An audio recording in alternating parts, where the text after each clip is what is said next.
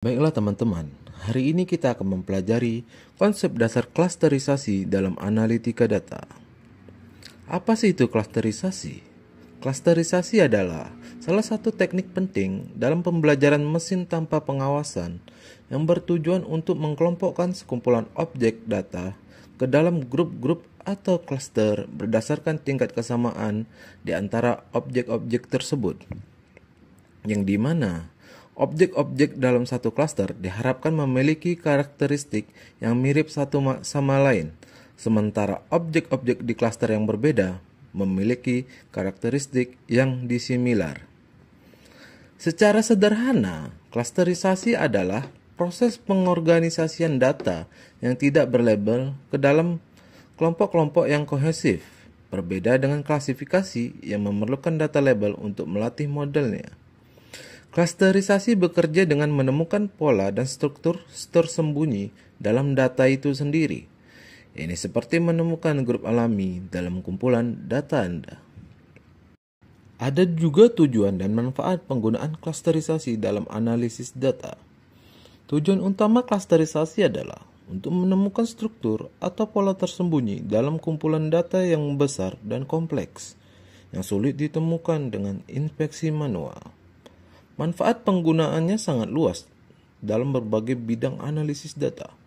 Contohnya, pada segmen pasar, analisis data bisa digunakan untuk mengelompokkan pelanggan berdasarkan perilaku pembeli, demografi, atau preferensi untuk strategi pemasaran yang lebih tepat sasaran.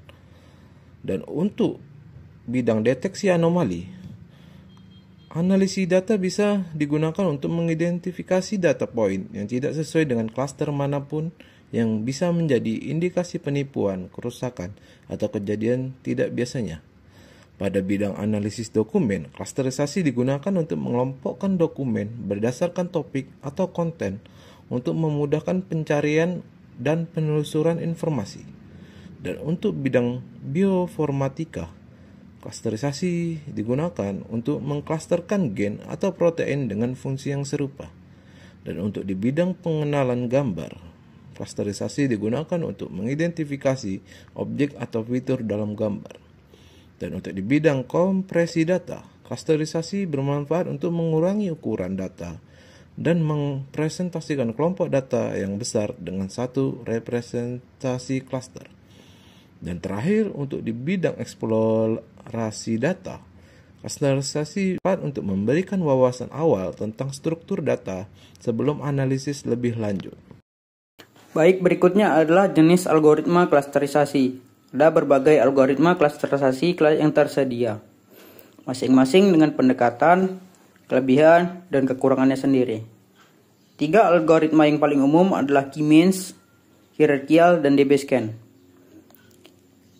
Yang pertama, K-means clustering, yang dimana ini adalah salah satu algoritma klasterisasi yang paling populer dan sering digunakan karena kesederhanaan dan efisiensinya. Algoritma ini bekerja dengan membagi N observasi ke dalam K cluster, di mana setiap observasi termasuk dalam cluster dengan pusat sentroid terdekat. Cara kerja singkatnya yaitu, pertama, pilih K, jumlah cluster yang diinginkan secara acak, dan inisialisasi dengan K centroid. Kedua, assign setiap data point ke centroid terdekat. Hitung ulang posisi centroid untuk setiap klaster sebagai rata-rata dari semua data point yang termasuk dalam klaster tersebut. Dan yang terakhir, ulangi langkah 2 dan 3 sampai posisi centroid tidak lagi berubah. Kelebihannya adalah sederhana dan cepat, skalabilitas yang cukup baik untuk dataset dengan banyak fitur, dan yang terakhir, interpretabilitas atau hasil klaster mudah diinterpretasikan.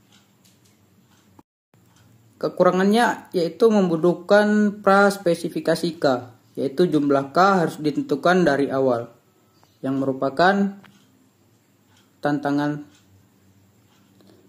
Kedua, sensitif terhadap inisialisasi centroid di awal. Bentuk klaster spherical, atau kadang berbentuk bulat, atau kadang tidak beraturan. 4. Sensitif terhadap outlier. Outlier dapat secara signifikan mempengaruhi posisi centroid.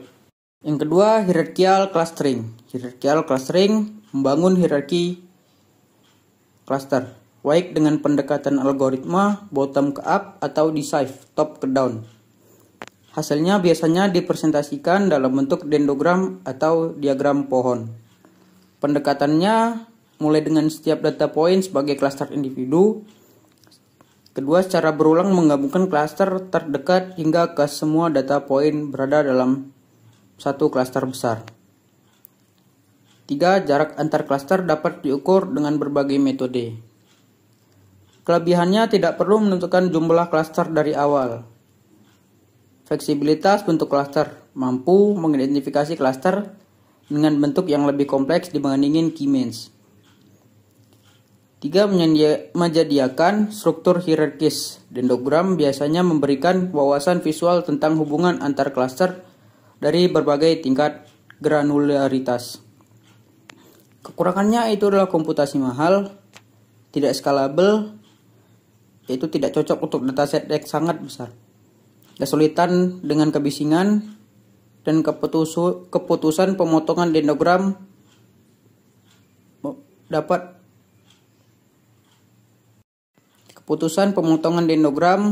yaitu memilih titik potong yang tepat pada dendrogram bisa subjektif.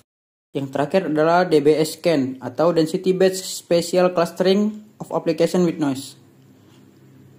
Adalah klasterisasi berbasis densitas yang mampu menemukan cluster dengan bentuk arbiter dan dapat mengidentifikasi outlier atau noise. Algoritma ini mengelompokkan titik-titik data yang padat, memisahkan wilayah dengan kepadatan rendah. Konsep utama ini adalah titik inti atau core point, titik yang memiliki jumlah minimum dalam radius epsilon. Titik batas atau border point, titik yang berada dalam radius epsilon dari titik inti, tetapi tidak memiliki di dalam radius epsilonnya sendiri. Atau yang terakhir titik noise point, titik yang bukan titik inti maupun titik batas. Cara kerja singkatnya yaitu pertama mulai dengan titik data acak yang belum dikunjungi. Jika titik tersebut adalah titik inti, buat klaster baru dan tambahkan semua titik yang dapat dijangkau densitas dari titik inti tersebut ke klaster yang sama. Ketiga, jika titik tersebut adalah titik batas, tambahkan ke klaster dari titik intinya. Jika bukan titik inti atau titik batas, tandai saja sebagai noise. Ulangi sampai semua titik dikunjungi. Kelebihannya yaitu dapat menemukan klaster dalam bentuk arbiter. Kedua, mengidentifikasi noise secara otomatis. Yang terakhir, tidak perlu menemukan jumlah klaster dari awal. Kekurangannya itu adalah sensitif terhadap parameter. Hasil yang sangat bergantung pada pemilihan parameter epsilon dan min pitch. Sulit menentukan nilai optimal jika densitas data bervariasi. Kesulitan dengan variasi densitas. Dan terakhir, tidak cocok untuk klaster densitas rendah. Oke, selanjutnya adapun perusahaan yang kami pilih yaitu PT Bandar Victory Shipyard. Untuk profilnya sendiri, ia merupakan suatu perusahaan manufaktur yang bergerak di bidang galangan kapal dan berlokasi di Batam, Kepulauan Riau. Perusahaan ini memiliki spesialisasi dalam kapal dan berlokasi di Batam, Kepulauan Riau. Pembangunan, perbaikan, dan perawatan berbagai jenis kapal seperti tugboat, barge, dan kapal kargo. PT Bandar Victory Shipyard memainkan peran penting dalam menduduki aktivitas industri maritim di kawasan Batam dan sekitarnya. Proses produksi di perusahaan ini melibatkan berbagai tahap mulai dari desain kapal, pemotongan dan penyambungan plat baja, pengelasan, pemasangan mesin, hingga pengecatan akhir kapal. Tantangan utama yang dihadapi perusahaan antara lain adalah fluktuasi permintaan kapal yang keterbatasan tenaga kerja, ahli di bidang galangan, serta tingginya standar keselamatan dan kualitas produk yang harus dipenuhi. Untuk jurnal ilmiah referensi yang kami pakai yaitu berjudul Segmentasi Tingkat Pemakaian Material dengan Data Mining Clustering. Penulisnya itu adalah Nurul Aswanti. Isi utama dari jurnalnya itu menggunakan metode algoritma K-means clustering untuk melakukan segmentasi atau pengelompokan terhadap data pemakaian material di PT Telkom Akses Kantor Telkom Marina Batam, yang berguna membantu pengambilan keputusan dalam pengelolaan stok material di tiap wilayah distribusi.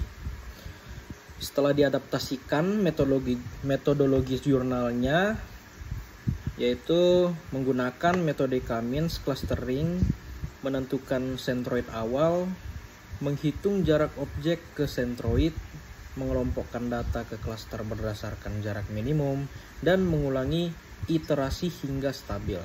Yang pertama klasternya itu adalah pemakaian material tinggi, yang kedua memakai material sedang, dan yang terakhir adalah pemakaian material yang rendah.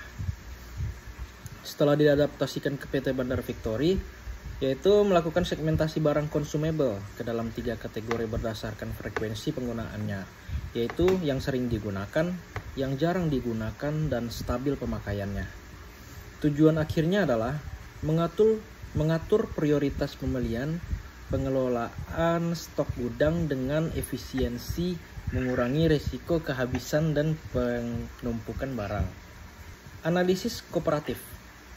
Jurnal asli atau yang referensi yang tadi, yaitu jenis industrinya itu telekomunikasi. Untuk jenis material yang dianalisis itu adalah kabel optik, ODP, ODC, porokonektor, material jaringan lainnya. Masalah utamanya itu sulit memenuhi stok minimum karena data yang dicatat tidak dianalisis. Tujuannya, segmentasi penggunaan material berdasarkan wilayah distribusi. Metode yang dipakai adalah K-means clustering, jumlah klasternya 3, dataset pemakaian material berdasarkan wilayah, Batam Center, Lubuk Baja, dan Sagulung. Untuk output clusteringnya itu adalah material yang harus di stok ulang untuk tiap wilayah. Dan hasilnya meningkatkan efisiensi distribusi dan stok di tiap daerah. Hasil adaptasi ke PT Bandar Victory Shipyard. Jenis industrinya adalah galangan kapal, material yang dianalisis sarung tangan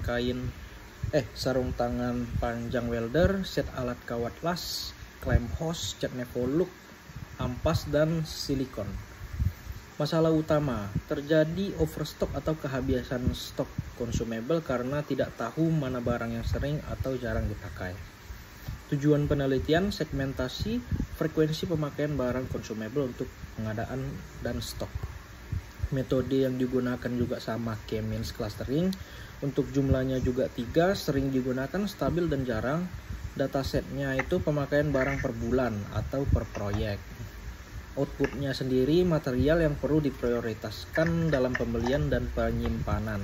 Dan terakhir hasilnya mengoptimalkan manajemen gudang dan pembelian proyek kapal. Proses clustering, visualisasi, dan interpretasi hasil barang consumable di PT Bandar Victory Shipyard. Selanjutnya itu proses clustering dengan data sampel. Sebagai simulasi, digunakan data contoh barang consumable sebagai berikut. Dengan kode C001, nama barangnya sarung tangan, rata-rata pemakaian per bulannya itu 120 unit. Dan untuk kode C002 atau dengan nama barang mata bor 10 mm, rata-rata pemakaian per bulannya itu adalah 30 unit. Dan untuk kode C003 dengan nama barang amplas bulat, rata-rata pemakaian per bulannya itu adalah 100 unit. Dan juga kode C004 atau dengan nama barang cat primer, rata-rata pemakaiannya per bulannya itu adalah 90 liter. Dan untuk kode C005 dengan nama barang All Industry, rata-rata pemakaian per bulannya itu adalah 85 liter. Dan untuk kode C006 nama barang sialan epoxy, rata-rata pemakaiannya itu adalah 40 tube. Dan untuk kode C007 atau dengan nama barang Spidol Industry, Untuk rata-rata pemakaiannya itu adalah 65 pieces. Dan untuk kode C008 atau dengan nama barang cairan pembersih, biasa rata-rata pemakaian per bulannya itu 25 liter. Dan terakhir, untuk kode C009 atau dengan nama barang lem konstruksi, biasa rata-rata pemakaian per bulannya itu adalah 15 tube.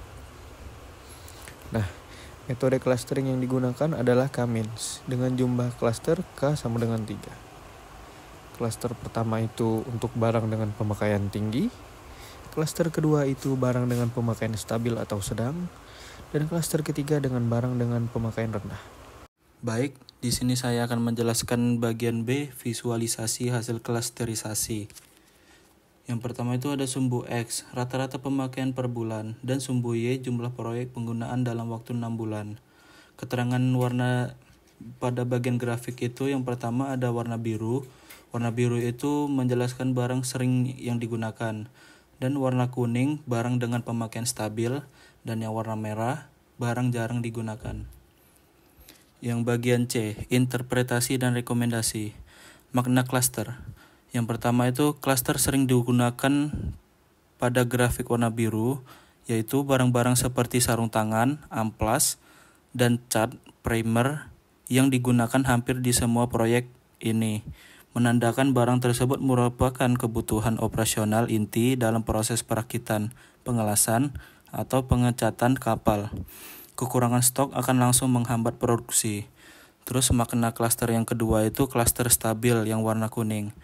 Barang-barang seperti oil industry, sealant eksposi, dan spidol yang memiliki frekuensi pemakaian moderat biasanya digunakan pada proyek-proyek tertentu atau dalam aktivitas maintenance terjadwal. Makna klaster yang ketiga itu klaster jarang digunakan yang berwarna merah, seperti barang-barang seperti matabor khusus, cairan pembersih, dan lem konstruksi yang hanya digunakan pada kondisi tertentu, seperti modifikasi struktural atau penggantian suku cadang langka. Terus kita menjelaskan bagian yang tidak lanjut. Yang pertama itu menyusun sistem klasifikasi interventasi ABC atau FSN berdasarkan klaster ini untuk efisiensi pengadaan dan penyimpanan. Yang kedua itu barang klaster sering digunakan atau dengan pengaturan minimum stock level dan reorder point otomatis. Yang ketiga itu klaster stabil dapat dimasukkan dalam daftar pembelian bulanan atau berdasarkan siklus proyek. Barang jarang digunakan, hanya dibeli saat diperlukan untuk menghindari penumpukan stok. Rekomendasi strategis yang terakhir. Yang pertama itu hasil klasterisasi digunakan untuk mendesain ulang sistem logistik gudang menjadi lebih responsif terhadap kebutuhan produksi. Yang kedua, pengambilan keputusan pembelian lebih tepat karena didasarkan pada data rotasi barang, bukan perkiraan. Yang ketiga, meningkatkan efisiensi biaya dengan menyesuaikan ruang penyimpanan dan anggaran berdasarkan jenis klaster. Yang keempat, terakhir, mengurangi risiko keterlambatan produksi akibat kehabisan barang operasional utama. Oke teman-teman, mungkin itu dia hasil dari semua pembahasan yang telah kami rangkum dan kami bacakan atau kami presentasikan pada video animasi yang kami buat ini. Jika ada salah dan kurang, mohon dimaafkan. Kami pamit undur diri. Terima kasih.